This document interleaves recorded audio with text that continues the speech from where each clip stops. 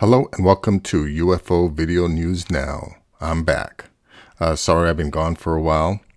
I had to sort of like reevaluate whether I wanted to continue doing this because it seems as if YT is trying to suppress this type of information, but I'm going to continue soldiering on, and I'm going to get back into making these videos on a regular basis, but with a little twist. Someone suggested that I don't add the links anymore like I used to, because it's probably taking people away from my views. And ultimately, I guess I don't want to just keep doing this. If I'm going to have a small audience, I definitely want my audience to grow. So yeah, someone suggested I don't add the links and just present this information, and if people want to look for it, they can do that on their own. But anyways, with this video, I wanted to come back to this because I came across, if you do, appreciate this type of information, UFO news, for all of you UFO video addicts out there, definitely like this video, share this video, and subscribe, because I think, I think more and more people need to hear about this. And they are talking about having some kind of revelation anywhere in 2025 or 2027, depending on where they think society is at, whether they're going to actually make a big huge announcement that that we're not alone, type of thing. Although, from my perspective, I don't think you need the government to tell you that. With all of the information that's out now, I mean, you should, be able to come to your own conclusions about that. But anyways, I came across this video here, which is billionaire Robert Bigelow elaborates on his "aliens are right under our noses" comment, because it seems as if someone's gotten to him. I could be completely wrong, but I think when he made that statement, aliens are right under our noses, I think he ruffled some feathers, because I think that information is, or they feel that or we're not ready to hear that yet. Because remember, they have this agenda all planned out of how they're going to, quote unquote, disclose. It's going to be, again, a slow drip to get people acclimated to the idea that we are not alone. We aren't the only sentient beings in the universe or on this planet. And so when Robert Bigelow said that, I think they told him to reel it back because of the way he responded. But let me just go ahead and play. But you know what? Before I do that, let me give you a quick preview of what I am going to be talking about on this video here. Yeah, we're going to go talk about his response to his original "right under our noses" quote on 60 Minutes with Lara Logan, and then we're going to look at some of these other evidence, more evidence that these UFOs have been interacting with us for a very long time, and the reason why we have so much interaction with them is because they're not all coming from other planets. I think the majority of sightings originate from beings that share the planet with us. So again, and that's not me saying that. That's people like here, Lou Elizondo saying that. So hear that. Here we got Professor Gary Nolan from Stanford University in an interview with Tucker Carlson saying that. Here is a paper from Dr. Hal Prudoff, who was a CIA analyst. Also have this article here about mysterious UFOs seen by World War II airmen, which they called Foo Fighters. A lot of people think the term Foo Fighters was just the band, but the band got their name from these lights that were following pilots during World War II in the U.S. and in Germany.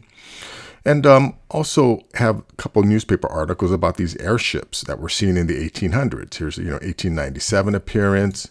Here's one at Minnesota UFO, again 1897.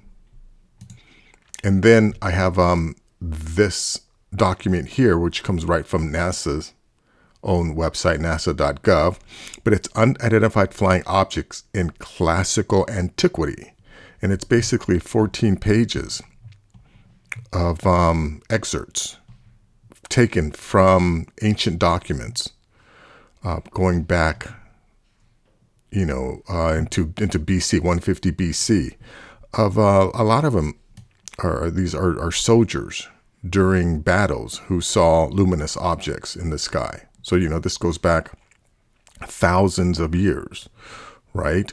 Also have top 7 theories behind the mysterious Bermuda Triangle. It goes to show that, that these beings are here, right? I think if you start with the premise that there are some advanced beings down in the oceans, then the Bermuda Triangle doesn't become as much of a mystery, right? I mean, it's still definitely a mystery. And same thing here, we got Catalina.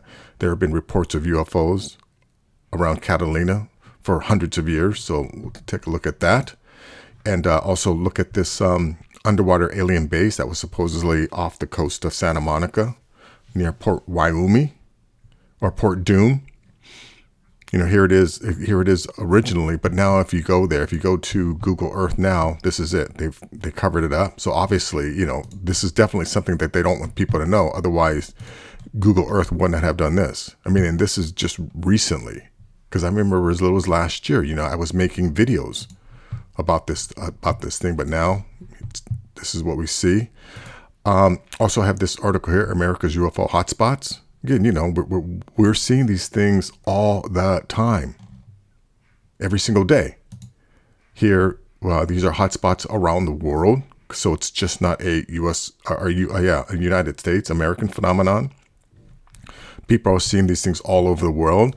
And then I have some clips of UFOs that were captured by the International Space Station, right? So these crafts aren't like entering our atmosphere from outside the solar system. Right, a lot of these objects are seen coming from Earth and then going out into space. Or here, here's a fleet of them seen by NASA. And then here is a giant UFO that is trying to cloak itself as a cloud. And then let's see, last is this video here that I had to look. This video is gone. Right, this is from one of my old pages before my original site got taken down. And then, when I went to go search for this video at the original location that I found it, which was on a Reddit post, that post has been taken down. But this shows this giant UFO hiding behind a cloud, and this was taken by a helicopter. I believe it was taken by a helicopter. And then you see this thing, after a while, it just shoots away. But what's real interesting is you see the shadow of this, this saucer here. And then when it takes off, you'll see that shadow seems to orient itself properly, as if this thing were moving away. So, and I believe that there are people who have tried to recreate this using 3D software. But, they said it's difficult, but it definitely can be done. But I don't think this thing is fake. But anyways, we'll look at that. So let's go to this first video here. Like I said, this is this is the original statement made by Robert Bigelow on the 60-minute interview with Lara Logan. Check this out. The difference is not going to change reality of what I know. Don't search for aliens in space because they're already here. That in our space travels we will encounter other forms of intelligent life. You don't have to go anywhere. You can find it here. Yeah. Where exactly? It's just like right under people's noses. Oh my gosh. Wow. See, what do you think he meant by that, right? Right under our noses. I think, well, my interpretation would be in the oceans and in deep earth caverns, because, there are tons of reports of craft entering and exiting our oceans, lakes, volcanoes. There have also been reports of UFOs entering mountains, right? And we know that based on, pretty recent information, that there are gigantic caverns in the Earth's core. It's not just all solid rock or molten lava down there. There are apparently giant caverns, and there's also tons of water. Supposedly there's more water inside, or ocean water, seawater inside of the Earth than on its surface. And and another thing that I didn't actually include here, but there are reports of brine lakes at the bottom of the Gulf of Mexico, right? Brine lakes. And in the report that I read, a submarine captain tried to enter into one of these brine lakes, but it was too dense, right, because of the salt content, whatever. And he said the sub basically bounced off of these lakes. But imagine if you're a craft that's is transmedium capabilities, right? Doesn't matter what the atmosphere and the environment is, right? I believe that some of these crafts, create their own gravity, probably create some kind of electromagnetic field around themselves that they can probably control the density or the vibrational rate of it somehow. So, if our submarines can't enter into these brine lakes, I bet you these crafts definitely can. But anyways, so now this is something that was up, just 13 days ago, right, of his response. And if you listen to what he says, I think someone must have talked to him, because he's not as assertive in that statement anymore. He seems to be somewhat backtracking. Come back to me about a statement that you made years ago when you were interviewed on 60 Minutes, in which I guess the phrase you used is the aliens are right under our noses, and it never got clarified, and lots of people want to know, what did you mean by that? Well, if Laura Logan had followed up, which I assume she was going to do, but she didn't, I would have easily explained that they're right under our noses in the sense that you can't have a phenomena for 75 years that has been doing the consistent, persistent exhibitions by the tens of thousands, hundreds of thousands probably, in terms of witnesses, that it has been doing, including in 52. Now remember, he said 75 years, but we know this goes back even further, because like I said, I'm going to talk about these reports that go back over 2,000 years, right, where Greek and Roman soldiers were describing seeing luminous objects in the sky, flying over the White House itself, and just all interacting with the general public in all kinds of ways, without realizing it is right under your nose. And of course, if you're an astronomer, it doesn't count, because you're not going to see anything through a telescope anyway. Well, 99.999 times out of 100. You might see some kind of suspicious comet or something like that, but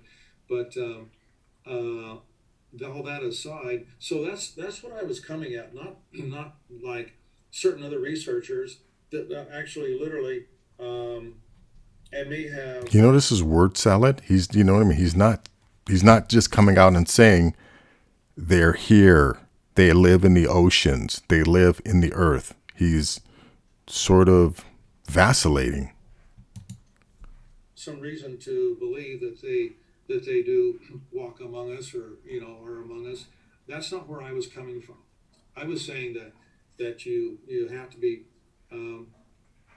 pretty much blind, deaf, and dumb to not acknowledge that they've been here, they are here, and otherwise you live in a bubble that is that has such insulation that you don't expose to yourself to even friends that talk about it, and you have zero curiosity. So that's the answer that I meant to be given, not to say that they actually walk among us. I do have other. All right, yeah, he's saying that they don't walk among us, but they're here. But I believe they do walk among us. I listen to a lot of Preston Dennett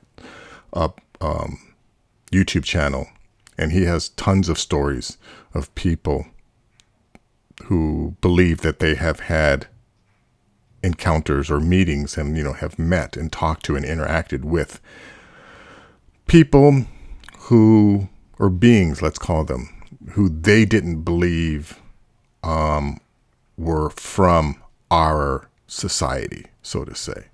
Anyways, so that's that. Now let's go to this this article here, right? For some Navy pilots, UFO sightings were an ordinary event every day for at least a couple years. So now this was a Washington Post article that came out a couple years ago. Let's see, in 2021. But it talks about, Ryan Graves talks about how anytime they went out to do military exercises, these UFOs were waiting for them. Here, let's see. When the Navy pilot first spotted the strange object hovering in restricted airspace off the Atlantic coast, he was stunned. No exhaust plume, no visible engine, and all the makings of something secret, something mysterious, or something dangerous. But years later, Ryan Graves sounded almost bored as he recounted for a national television audience his history with unidentified aerial phenomenon, UAPs, better known as UFOs. Now remember, they changed it from UFOs, unidentified flying objects, to UAPs, unidentified anomalous phenomenon, because we're not seeing them only flying, right? We're seeing them under the oceans, in the air, flying, and then out in space. And I don't think you could call traveling underwater or traveling in space flying. But anyways, perhaps because of him and some of his former Navy colleagues, such sightings became a regular occurrence. Every day, Greg said in an interview with CBS's 60 Minutes that aired Sunday, every day for at least a couple years. The retired lieutenant's matter-of-fact remarks stopped 60 Minutes correspondent Bill Whitaker, who cut in, "Wait a minute, every day for a couple years?" Graves replied. Graves has told his story before, but the interview, part of a 60 Minutes report dedicated to the subject, signaled something new. UFOs are going mainstream. Exactly, they are. Which is why, more and more establishment media is talking about it, but they still want to control the narrative. They want to dictate what information is coming out there, because they really, you notice that even though they're acknowledging, right, that these crafts are out there, they never ever want to talk about the occupants. They never ever mention, actually, no, let me take that back. David Grush has talked about the, what did you call it? The entities, I forgot the term that he used.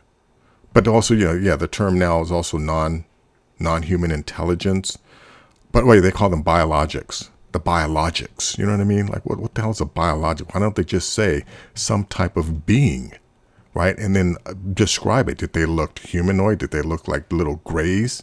Or did they look like something different, like the Virginia, Brazil aliens that were spotted?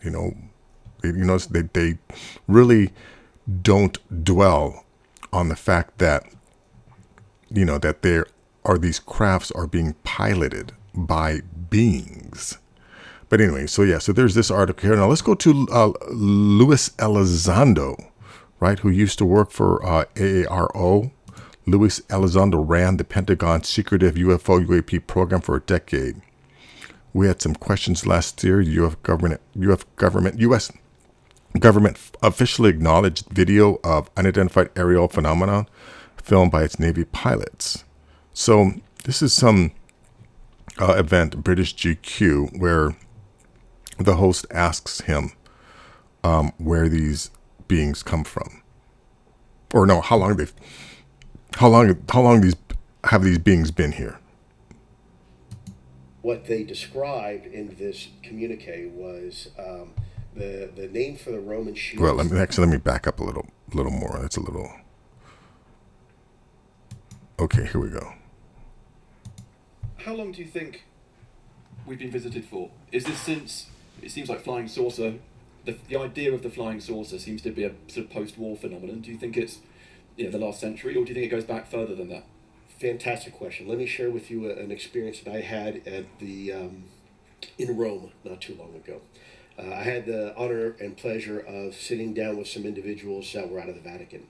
And there was a scroll, and in this scroll it was written in Latin, and it was a communique between a Roman soldier and a Roman general, some 2,000 years ago.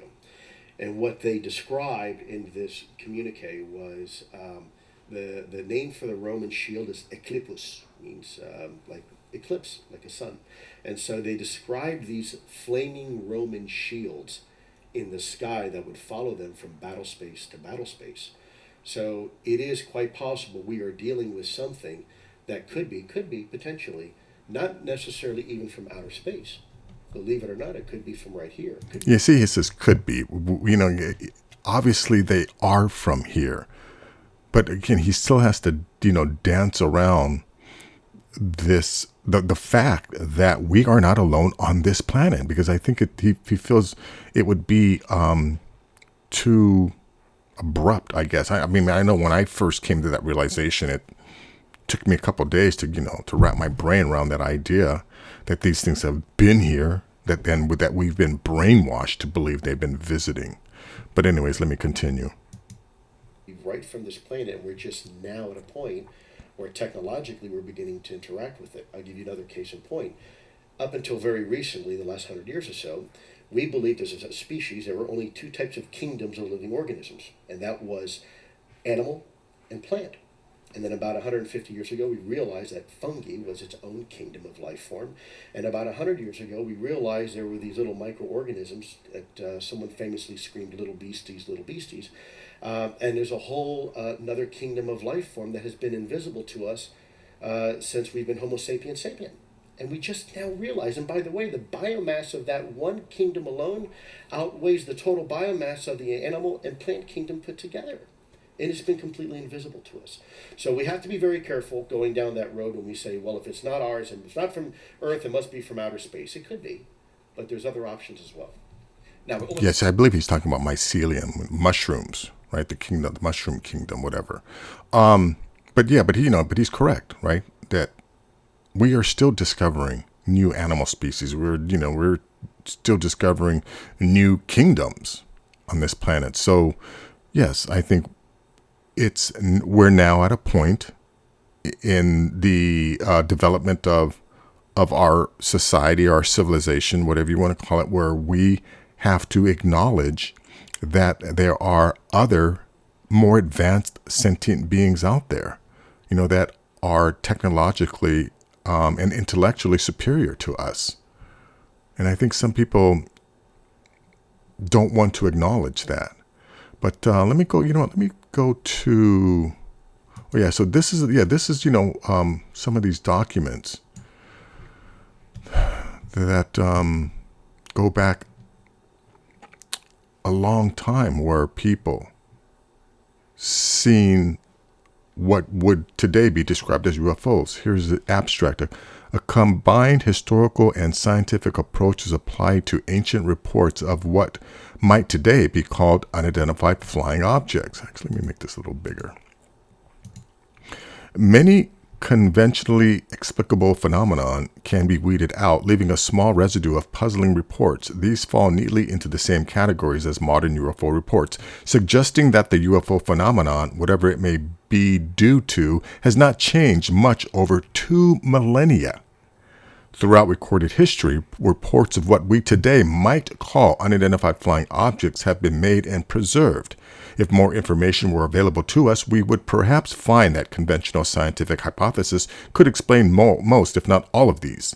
Certainly, this has turned out to be true of most reports from better documented periods. There nonetheless remains a small residue of puzzling accounts, and regardless of what interpretation one places on them, these constitute a phenomenon that spans centuries of time and widely different cultures.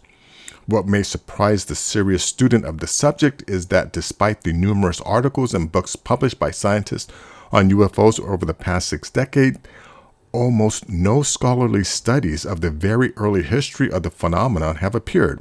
What little has been accomplished was initiated in 1953 by the astronomer Donald Menzel's naturalistic interpretations of reports in Pliny the Elder's natural history. Menzel's study, however, proved superficial and had the unfortunate consequence of inducing UFO enthusiasts to compile long, uncritical lists of all kinds of phenomena seen in the ancient skies and call them UFOs. Yeah, so I think, basically what this is going through is like, yeah, they had somebody weed out, any phenomenon that we could explain as natural, astronomical, or meteorological phenomenon, and then eliminate all those, and then what's left is some of these stories. Let's see. Let me go down and find one of these. A distant encounter. Here's one. Most reports of flying armaments came from Livy's prodigy list, which for the years preceding CA 123 BC were derived perhaps indirectly from the Annales Maximi published by the Pontifex Maximus of Rome. In view of the time-consuming and costly procedures required by the Roman authorities to investigate witnesses, verify claims and physical evidence, and expiate the more unusual portents, most modern scholars who have trouble to analyze the prodigy list have come to regard them as trustworthy and accurate. The unavoidable limitations of that are that the reporting area is restricted to central Italy, while the number of reports tend to mirror prevailing social conditions. Regrettably, the reports are always very terse. The military terminology reflects the most advanced technology known at the time, a tendency found also in modern UFO reports in which a witness gropes for a familiar technical vocabulary. It's like Luis Elizondo was saying, the shield, the eclipses, and that's how they described these things, as Roman shields, as eclipses, because they reminded them of, shiny Roman shields.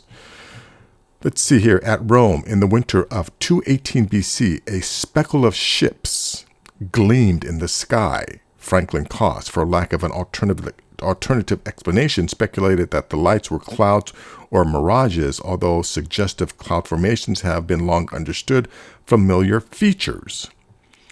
In 217 BC at Arpi, round shields, parmas, were seen in the sky. A parma was a small round shield made partly or wholly of iron, bronze, or another metal. We do not know whether the luster of these devices, and not just their shape, was intended to be an element of the description. Mock suns are an unlikely explanation, since in the Roman prodigy list, they were routinely described as double suns or triple suns. For example, 2 mock suns on either side of the real one. In 212 BC, at Riate, a huge stone, Saxum, was seen flying about. The implications would seem to be that the object in question was a stony gray color, that it is said to have moved irregularly. Leaves open the possibility that the object Livy describes was a bird or some kind of airborne. No, believe me. These guys know what birds look like in the past. Again, they're trying to rationalize some of this stuff. But anyways, so that's that. We got a lot to go through.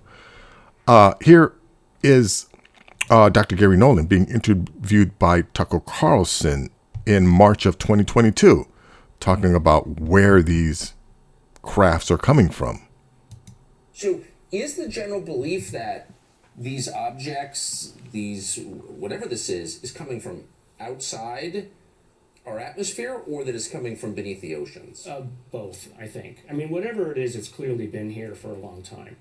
And it doesn't necessarily care so much about us, but in terms of, if it wanted to wipe us out, it could. Clearly, obviously. All you got to do is go out to the asteroid belt and push a big rock our way, and that's the end of us with the next dinosaur problem.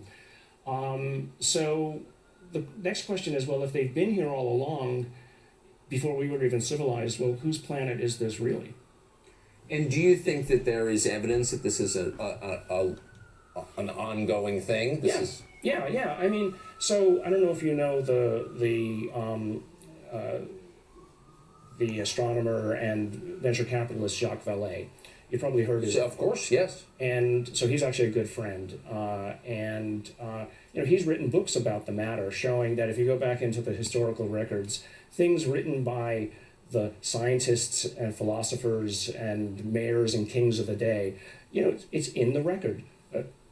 This object was seen, it looked like a wheel, or it looked like a shield, and it showed up over our battles, and, et cetera, et cetera. So you can go back and recontext the observations and say, well, if somebody wrote that today, I'd call it a UFO or a UAP. Yeah, remember Ezekiel's will, in the Bible, right? Ezekiel describes what we would consider to be a UFO. So just like he said, these crafts, these beings, these entities have been with us for a very, very long time. So anyways, that's that. Now, here is this paper by H.E. Prudoff, who was I think he was a CIA analyst or something.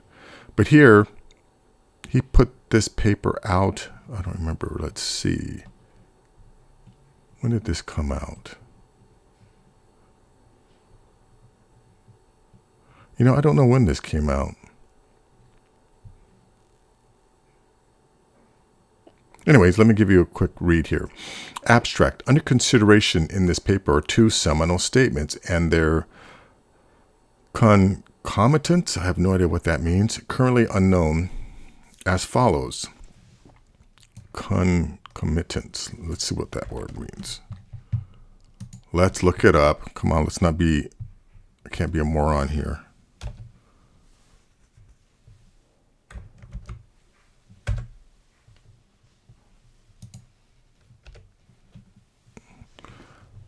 Concomitants. Concomitant. A phenomenon that naturally accompanies or follows something. Some of us look on pain and illness as concomitants of the stresses of living. A phenomenon that naturally accompanies or follows something. A phenomenon. Okay.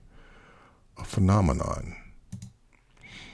Under two simple statements and their concomitants.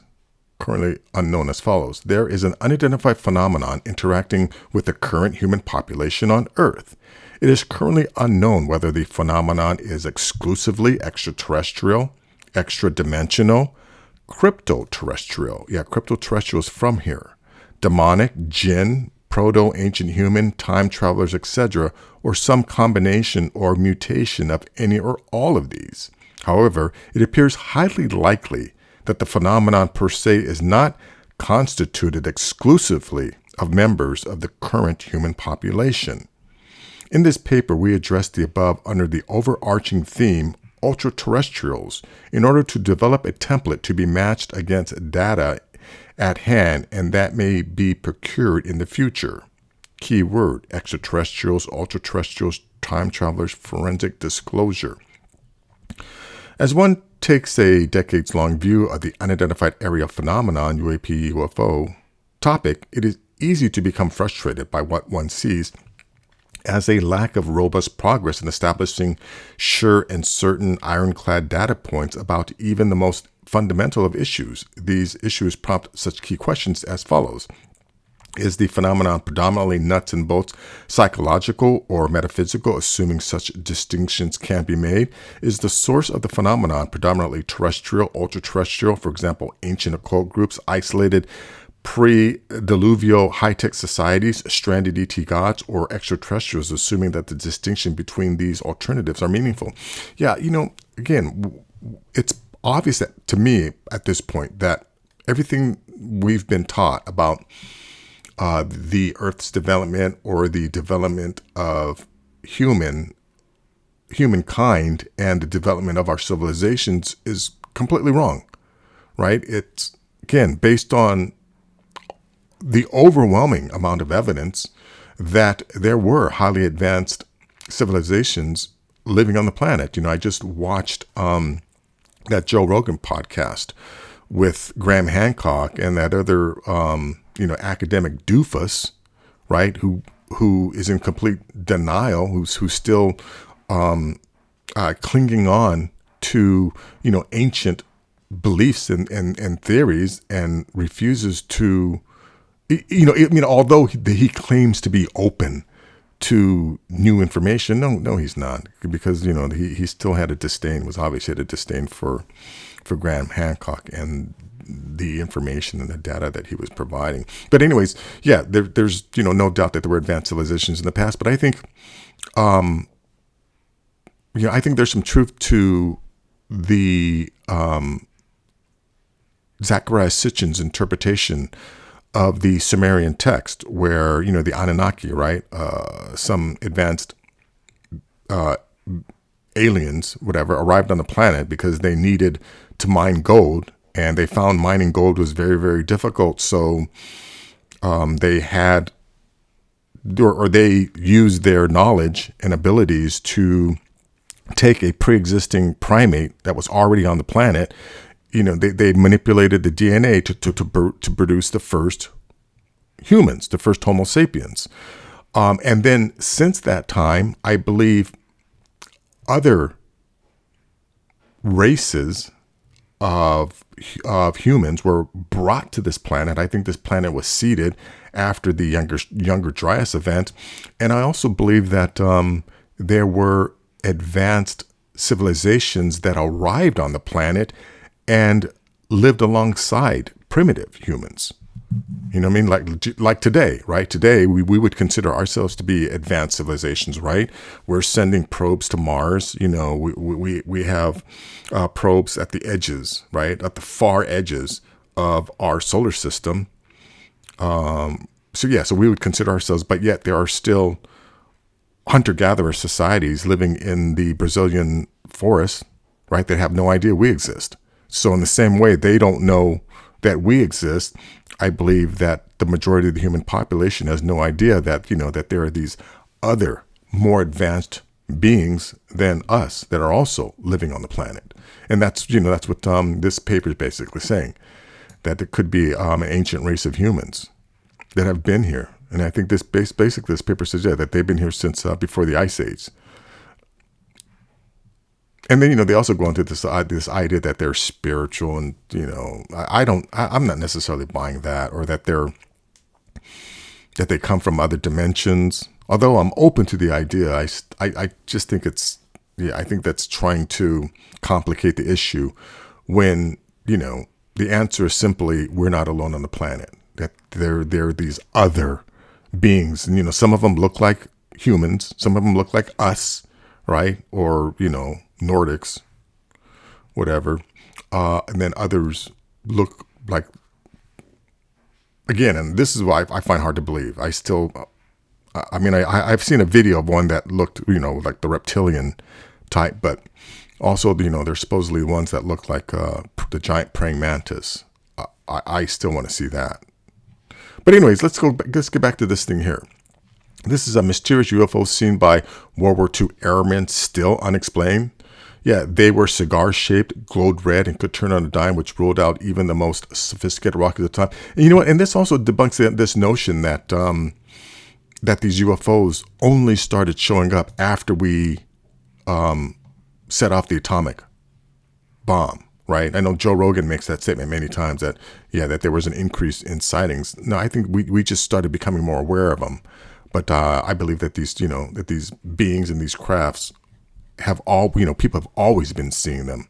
I just think that because of where we were technologically, people were able to get information out. So it just, the information about UFOs was just becoming more accessible to more people. Anyways, it was nearly the end of World War II, but for the airmen of the 415th Night Fighter Squadron, 415th Night Fighter Squadron, it felt more like the beginning of the War of the Worlds.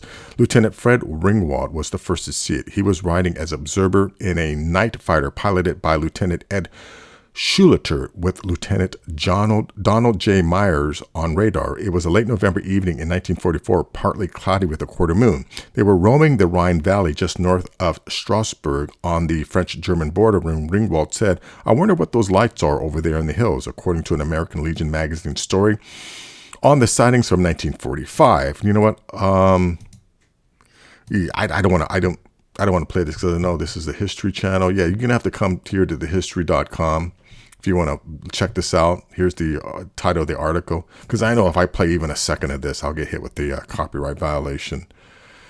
But anyways, there were 8 to 10 of them in a row, glowing fiery orange. Then Schluter saw them off his right wing, Schluter. They checked with Allied ground radar, but they registered nothing. Thinking that the lights might be some kind of German air weapon, Schluter turned the plane to fight, only to have the lights vanish. At first, the men said nothing, fearing they'd be ostracized, but then the sighting spread through the unit. Now remember, these guys were seeing these things before, there was the notion of ridiculing people. Remember, the whole idea of ridiculing any people that saw these things and, calling them crazy was all started by the FBI or the CIA, the FBI. Maybe the FBI and the CIA, I don't know, one of them. But anyways, for whatever reason, they didn't want us to know about this stuff. On December 17, 1944, near Breisach, Germany, Breisach, I don't know how to say that, a pilot was flying at approximately 800 feet when he saw 5 or 6 flashing red and green lights in T-shape. The lights seemed to follow him, closing in to about 8 o'clock and 1,000 feet before disappearing as inexplicably as they came. Then on December 22nd, 2 more flight crews sighted lights. One crew near Hagenau reported 2 lights in a large orange glow, seeming to rise from the earth to 10,000 feet, tailing the fighter for approximately 2 minutes. After that, the lights peel off and turn away, fly along level for a few minutes, and then go out. They appeared to be under perfect control at all times, according to Keith Chester's Strange Company, Military Encounters with UFOs in World War II. Look, there's a ton of books out there. Again, I don't understand how there are still people in denial about this. But again, so this goes back, World War II, Foo Fighters. Here, in 1800s, there were sightings. They called them airships. And in some of these newspaper clippings, the people talk about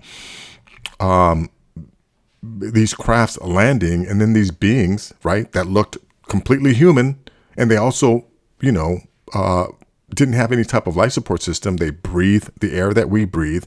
They were completely acclimated to our gravity, right? But these guys they said that some of these people would come out of the craft and offer these people rides, farmers' rides. Hundreds saw a strange red light that appeared in the sky above Topeka on the evening of March 27, 1897. The Topeka Daily Capital reported the next day on its front page. Was it the headlight of an airship? The newspaper asked. Let's see. This week's history guide, coming during a year that's seen an increased number of reports of unidentified flying objects across the nation, focuses on the 1897 sighting, which was described in an article in the Daily Capital. Perhaps it was not an airship, but it was something startling, the newspaper said. That sighting came 4 months after the San Francisco Call in late 1896 published a drawing of a mystery airship it reported had moved slowly over Sacramento, California, at a height of about 1,000 feet. So this is 1896, right? Sacramento had a sighting. In the months that followed, many UFO sightings were reported in California and the central United States. Inventor Thomas Edison sought to quell widespread speculation that he was behind the UFOs by issuing a statement denying responsibility. Another thing I want to point out is, and that this is the same thing that Tucker Carlson told Joe Rogan, because, I think Joe Rogan is still skeptical about the idea. I don't think he can accept the notion that these beings or these crafts are coming out of the ocean. But Tucker Carlson, was saying that, look, we monitor, right? We have military that monitor our orbit, right? That monitor space. And there's also thousands of professional and amateur astronomers, right, with their telescopes pointed at the night sky. And you don't get lots of reports of these gigantic craft, right, that have been reporting. Some people have reported some of these crafts being the size of football stadiums or being the size of aircraft carriers. Right? But again, you don't hear a lot of reports of these crafts entering into our solar system. I mean, again, we do, I'm going to show you some where we see crafts leaving, but remember, these crafts do come back too. They see them leaving and they see them coming back. But anyway, so that's that. There's a story there about airship. Now here's a Minnesota UFO, the 1897 Barnesville mystery airship. Sightings of UFOs and mystery airships took hold in the 19th and 20th century. One was spotted above a football game in 1948. Another carried Martians looking for women's clothes. Fargo, let's see. In my last few years of doing back then stories, perhaps no story has garnered more attention than this story from December of 2020 when we looked into one of the region's most famous UFO sightings high above the skies of a North Dakota football stadium on a chilly October night in 1948. It was shared and reshared many times. I even had the chance to talk about it on a UFO podcast out in Spain. That was a first. The story was probably intriguing for a couple of reasons. First, the person who reported the unidentified flying object in North Fargo on October 1st, 1948 was a well-respected World War II aviator. His account was deemed so credible that government officials came out to talk to him about it in person. Another reason this story might have attracted attention, if you look at the time and location of the sighting, it's very clear that the alleged UFO would have been tearing through the skies just as college football games between the North Dakota State University Bison and Augustana Vikings of 1948 was carrying on below. Right. So, yeah, as I said, these sightings go back a long time. So anyways, let's go here. Again, this whole video is just to show you how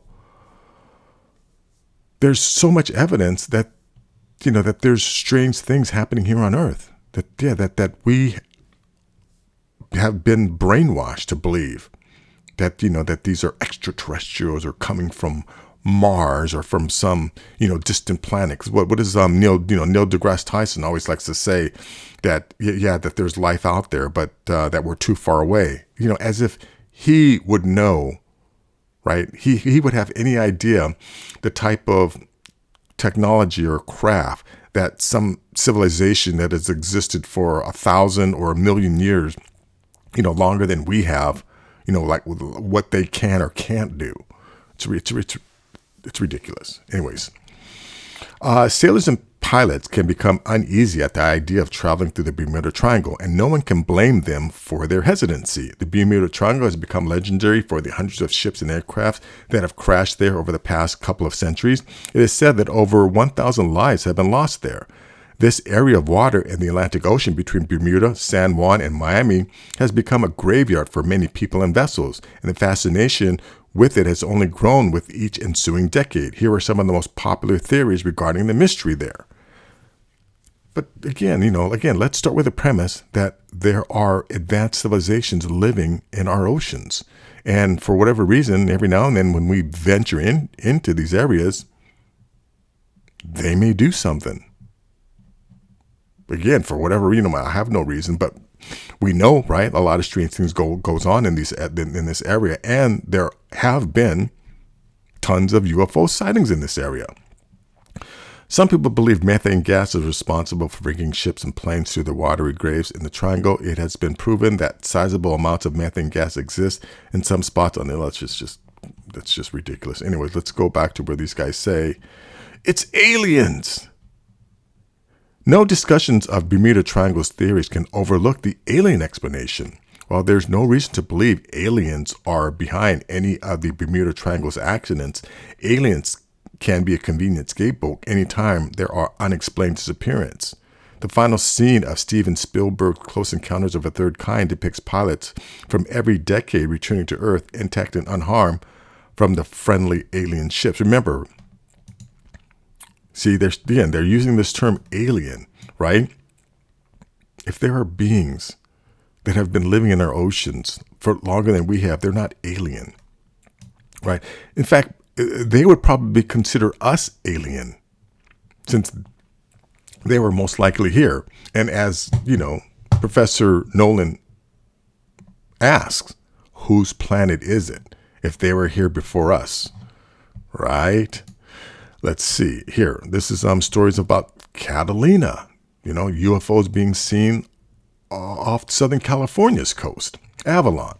Catalina is known as a boating destination for a quintessential relaxing weekend getaway where boaters can lounge on the deck while taking in the sights. However, there is more to see than the harbor's crystal blue waters, as one sailor reported a UFO sighting in Avalon waters.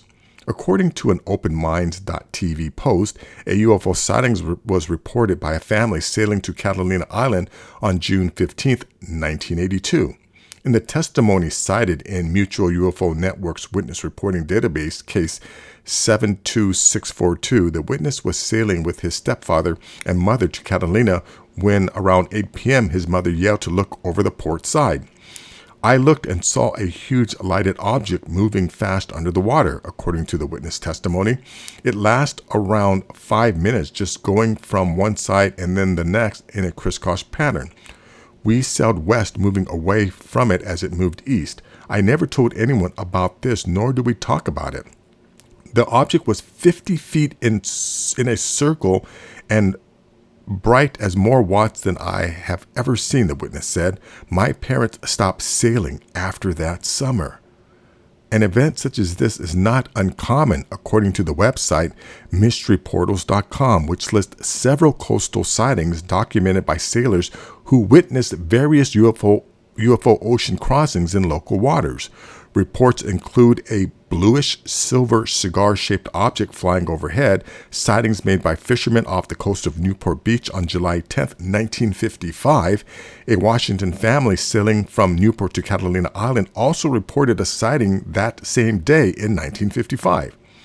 Let these sightings serve as a reminder for sailors to keep alert while making that 26-mile crossing. Yeah, and remember, according to Christopher Columbus's ship's logs, right? He witnessed lights underwater, and then there are other sailors throughout history who have witnessed seeing lights underwater, and the Russian military as well as the U.S. Navy, right? Submariners, they have reported either chasing or being chased by fleets of lights underwater.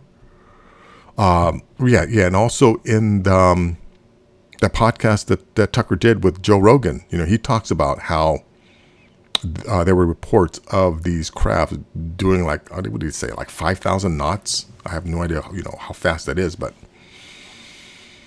I know they're moving high speed. So anyways, so this was, this report of this, this entrance. Now this is huge. I think this is like 30 feet of water.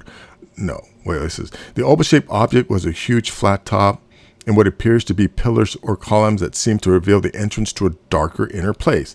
The anomaly, for lack of a better name, is approximately 2,000 feet below the surface of the water, measuring nearly 3 miles wide. So let me play this little clip here.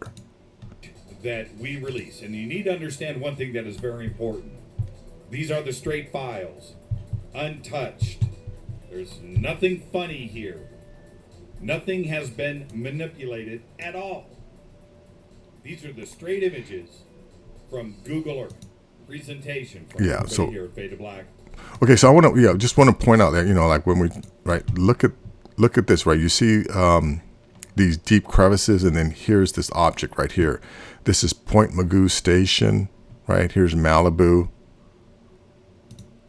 right? And then if we go to what's there now, here it's right. Here's those deep crevices, right? Point Magoo right there. It's supposed to be right there, but they blurred it out. So anyways, let's play this thing here.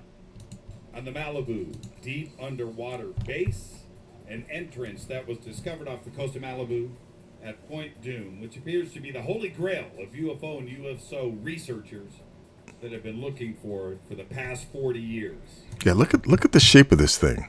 Look at that. And again, you don't see something like this anywhere else. And they blurred a lot of this out. You can see that. A lot of the detail they didn't allow. We made the discovery on the week of May 12th, which was a Monday. We announced it on the site, Facebook, Twitter. Let me just jump ahead. Yeah, look at this thing. It is 2.5 miles wide, 1.35 to 1.45 miles deep, 6.6 miles off of the Malibu coast. That's PCH that you see off in the distance. and the ceiling is 500 feet thick.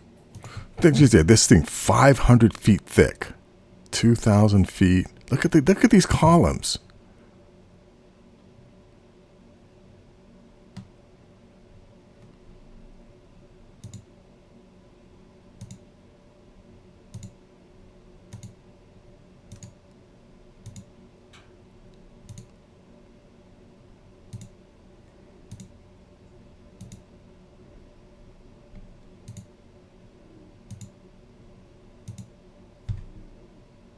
Yeah. Anyways, there's some people who said that that this entrance leads to some lake in Nevada, someplace. But anyways, yeah, so again, they've covered this up. Here it is. Like I said, here's Point Magoo State Park. So this is where it's supposed to be. 2D. That's the 2D version, yeah. So, you should be able to see these columns right here, but you can't. They covered it all up. And like I said, this was just done recently. But let's see. We got this. Oh, yeah. America's UFO hotspots mapped. Reported UFO sightings per 1,000 residents. So people are seeing these things all over the United States. The American West is a place to go if you want to spot some UFOs, especially, no surprise, Lincoln County, Nevada, home to the fabled Area 51, a top secret UFO Air Force base. Why it matters, discussing some reports of UFOs, or the more modern term UAPs, unidentified anomalous phenomenon, have been going more mainstream in recent years amid a push for answers from lawmakers and others. Yeah, here's the thing, guys. If people are seeing these sightings of craft in the same areas time and time again, right? It's like I've said before in one of my videos, right? I used to live next to an airport. That was a flight corridor. So if we have flight corridors for our craft, why wouldn't the advanced beings have flight corridors for their craft? Because maybe some of them, again, they're not the monolithic either. There's anywhere from 4 to 11 additional species living on the planet, and they have various levels of technology and knowledge. They're not all the same. They don't have all the same stuff. It's varied. But what if some of them use some of the Earth's magnetic centers or anomalies, right, to travel in and out? But they're definitely here. And if you had infrared goggles, or if you infrared video, or if you could, somehow see in the infrared or the UV spectrum, you'd see them a lot more often. They are hiding from us. And here, UFO sightings from around the world, right? People are seeing these everywhere.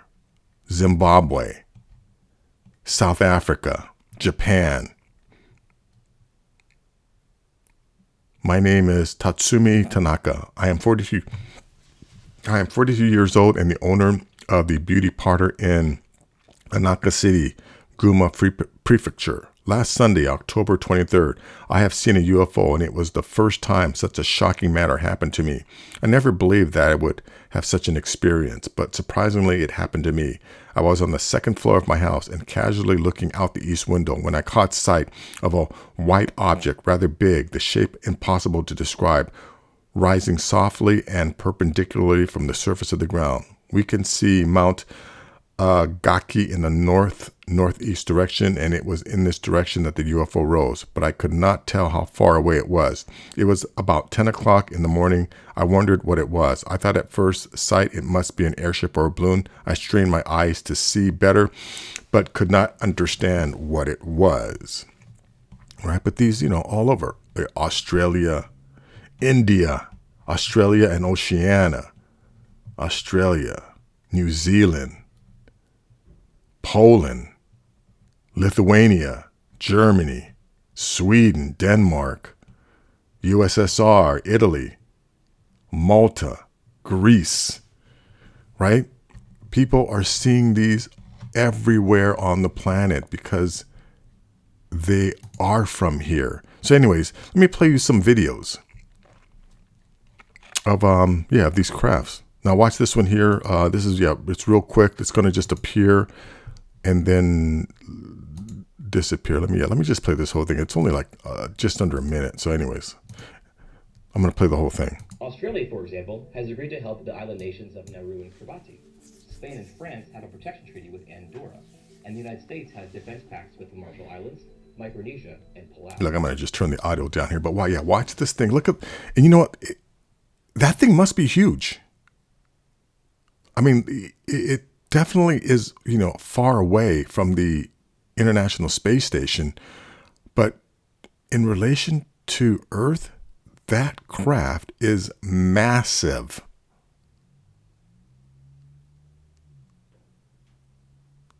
Now, you notice, yeah, this is live video because if you notice the light here. Where's my cursor here? Right, look at this light here. This light is still flashing here. Now, yeah, you see this thing just... Now, I don't know if it's... Yeah, I think it's moving away. I don't know if it's moving away or disappearing. But anyways, that's that. Got this other one here from the International Space Station. Same thing. This is pretty quick. This is... they were filming the Aurora Borealis when they caught this. Look at that. 1, 2, 3, 4, 5. I think there's 5 objects you can kind of see. Cosmonaut Ivan Wagner reported seeing 5 objects appear flying alongside the Aurora in the video. Yeah, so here's part of the Aurora Borealis.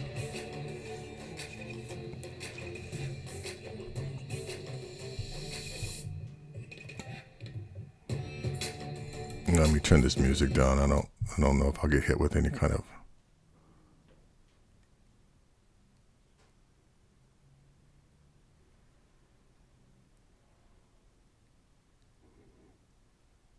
Well, look at that. Look at that object. I don't think that was a planet.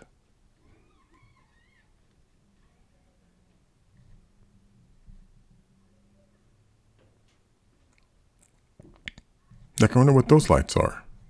Like I said, I guess we already saw that thing. I guess this is as much as we get on that one. Anyway, so there's that one there. Here's this one here also.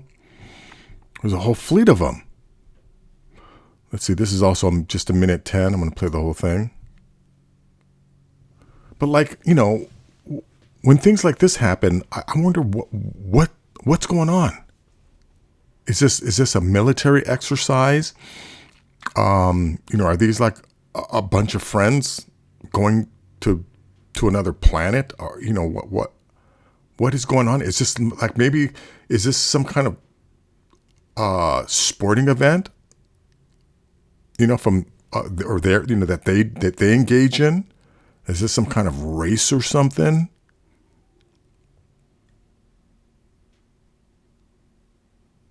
What are they doing? Where are they going? Where are they coming from? What is the purpose? What is their mission?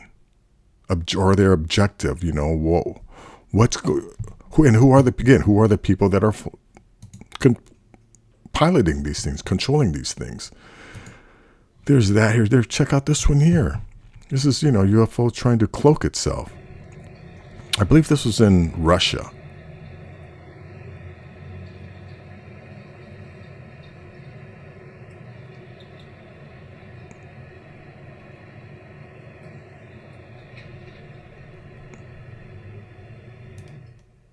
And, you know, this isn't, again, this isn't a one-off. There are others. I've seen so many other videos, you know, that, that of UFOs attempting to cloak themselves. Okay, so now this video, like I said, this was a video that I had put on my old site that got taken down, and then I put it back up. But I looked high and low. I went back to Reddit because I got this video originally from Reddit. It was, you know, taken down from Reddit. I went to Google and tried to do a search. Cannot find this video anywhere. So I'm just going to replay this from one of my old videos. But anyways, check this out. Now, again, like I said, I believe this is being taken from a helicopter based on, you know, this little movement here in the top left corner. I think that must be one of the propellers. But, you know, you can see this thing as it moves around. But notice the shadow here, right?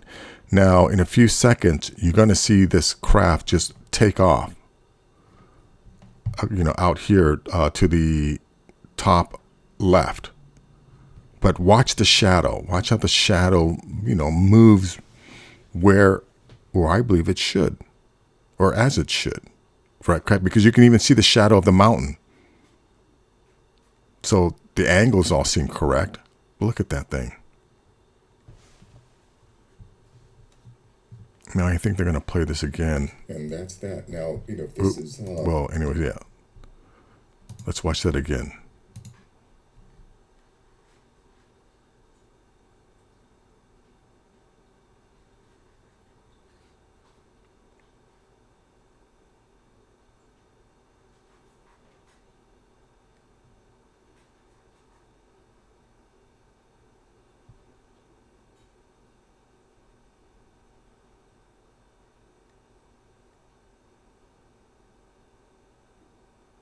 Okay, it's going to take off soon.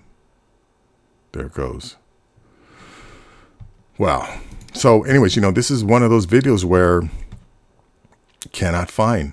I've been on YouTube for a very long time, and I cannot tell you when YouTube first came out, some of the crazy videos that I remember watching, that if you try to look for them today, impossible to find. Absolutely impossible to find. But anyways, thank you very much for making it all the way to the end. This is one of the longest videos I've made, just over an hour long. But you know what? Again, like I said, I'm going to get back into this. But I hope that, you help me out, because like I said, YT is doing nothing to promote my channel. So would really appreciate it if you guys could, give this video a like, share, and definitely subscribe, because I'm going to get back into it and start putting these videos up again on a regular basis. But anyways, until next time, take care.